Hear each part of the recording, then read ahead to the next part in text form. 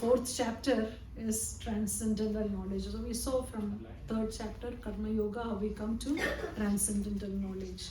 But in the beginning of fourth chapter, Krishna starts by telling that to Arjuna, they don't think that I'm speaking Bhagavad Gita first time to you. Because in the beginning we saw that Bhagavad Gita is a manual. Manual is given when the product is created. No, you cannot launch the product today and give the manual 1,000 years later. Even one day late it cannot work. So when the world is created, the manual has to be given. Bhagavad Gita has to be given. Now Krishna is speaking Bhagavad Gita now. So Krishna is telling Arjuna, no, don't think that I'm telling you first time now. Then he says to whom he spoke first? Spoke to Vivaswan, sun god. So like that, the disciplic succession, it came, but somewhere the knowledge got lost. So I'm again telling this again to you. So now what is Arjuna's question?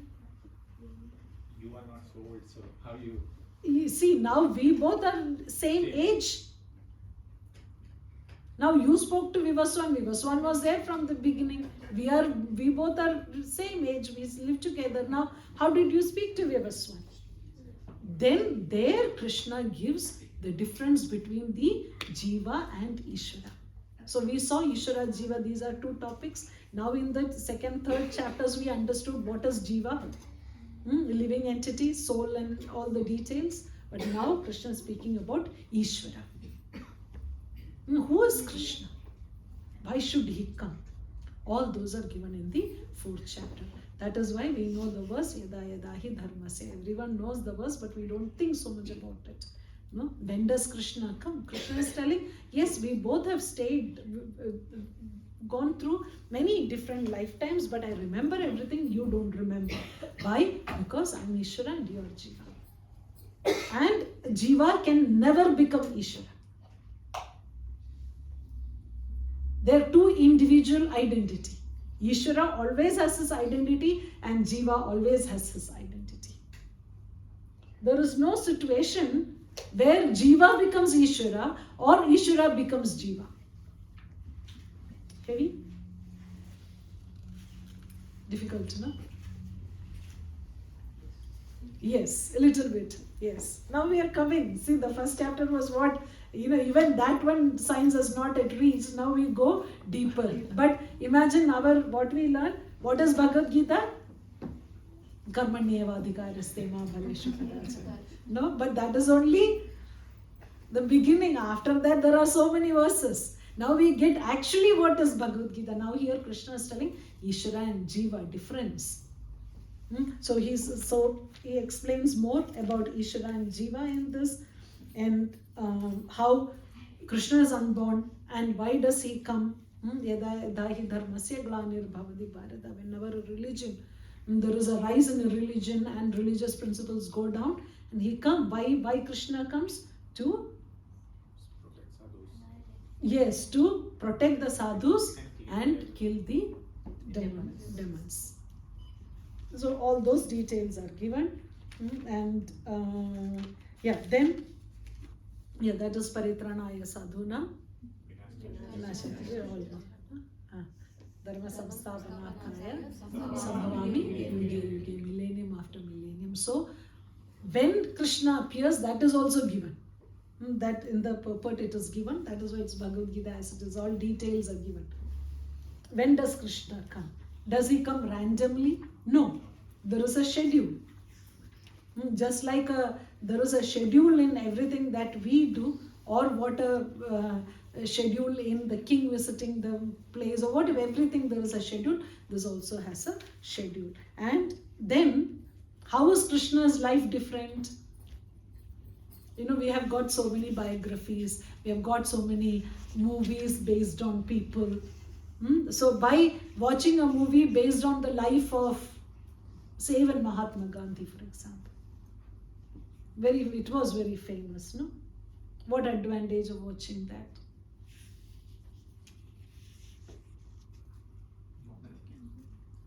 Yeah, nothing great. Okay, we know we don't, now they even question whatever was shown in the movie is right or not, like that is a situation. But now, what is Krishna's life? What is the advantage of knowing Krishna's life and activities? Janma karma chame divyam. That is divya, transcendental. And what happens? Evam yoveti tattvataha. One who understands that tattva of Janma Karma, how transcendental Krishna's life and activity, birth and activities are. What happens to them?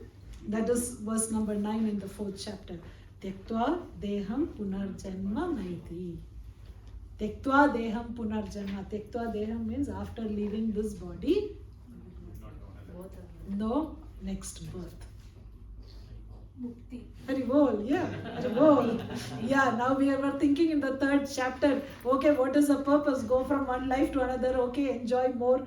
Like how, okay, I have desire to know what is happening in the whole world. Become an eagle, look down and see all what is happening. Possible. So one life after life we can continue, but how we get out of the cycle? Janma karma chame divyam yoveti tattvataha. Tyaktva deham punarjanma naiti. Great, no? So this 4th chapter, that is a transcendental knowledge.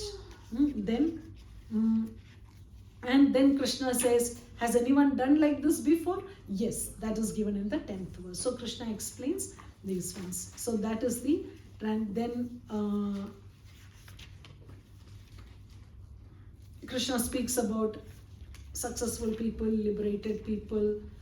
What is this transcendental knowledge? Who are the people in knowledge? What do they do? All those are explained. And then towards the end of the chapter, Krishna explains how the different sacrifices are done. What do we sacrifice? Like brahmachari. So he speaks about people are not, all people cannot do the same sacrifices. Or all people cannot live the same way because they have their nature.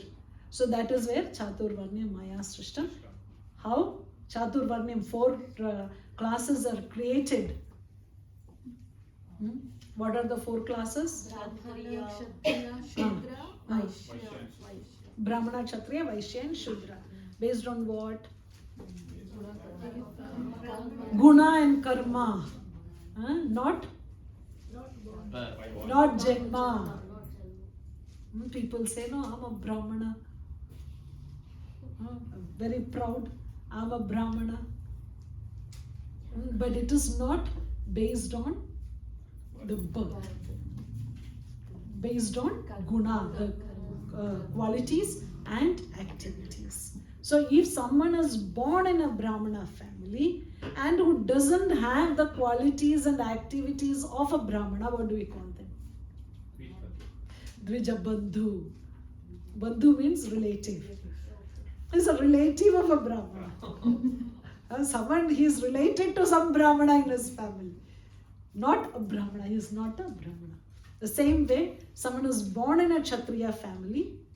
These days we see they are born in a Kshatriya family, they will be doing the job of a Shudra or a Vaishya. Like he may be doing business, they do business. Even the palace rooms they give out for rent and make money. So all they know is business, not Kshatriya spirit is not there. They are Kshatriya Bandhu. They are relative of a Kshatriya. So then the purpose of all this is to sacrifice. The human life is meant for austerity and sacrifice. So what does then this varnas, Brahmana, Kshatriya, Vaishya, Shudra, and then 4 ashramas. What are the 4 ashramas? Brahmachari, Grihastha, Vanaprastha and Sannyas. So there are 4 social orders, which is Brahmana, Kshatriya, Vaishya, Shudra. That's a social order. And the spiritual order is Brahmachari, Grihastha, Vanaprastha and Sannyas. So all of them have to do sacrifice. Sacrifice, what does sacrifice mean? Sacrifice means do something for the pleasure of the Lord. When we say sacrifice, we think pouring ghee into the fire. That's what sacrifice we understand. But sacrifice, Krishna explained, means do something for the pleasure of the Lord. So what can the brahmachari sacrifice? What can the brahmachari give for the pleasure of the Lord? He doesn't own anything. He's a student. So what can he sacrifice? Service. Mhm. Service means what? Yes, swadhyaya means what? Study. So he uses his Education. Not time.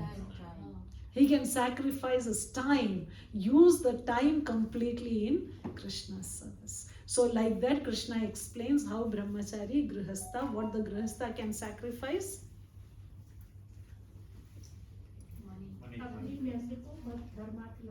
money. Money. Okay, money, We also time because Time. also give time. okay. Family. That's why no one comes to Krishna consciousness, no? They think if I take up Krishna consciousness, I can't enjoy anything.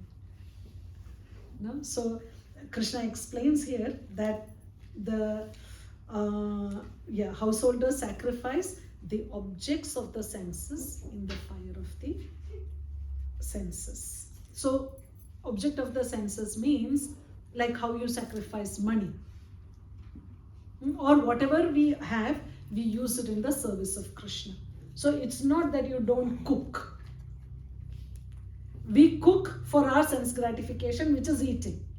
Now, how do we offer that as a sacrifice? Prasadam. Yeah, simple. Whatever you want to eat, you cook, but before eating, offer to Krishna. Then you are sacrificing, you are giving that object of the senses in the service of Krishna. So the same way, everything that we use, okay, you have television, you want to watch television, okay. What's something which is spiritual in nature? Slowly start with some spiritual, then progress towards completely spiritual activity. Okay, so that is transcendental knowledge, sacrificing everything and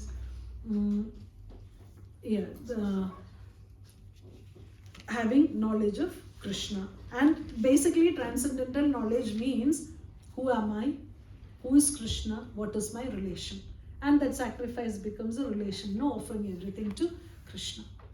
Okay, so now the 5th chapter, I think it's a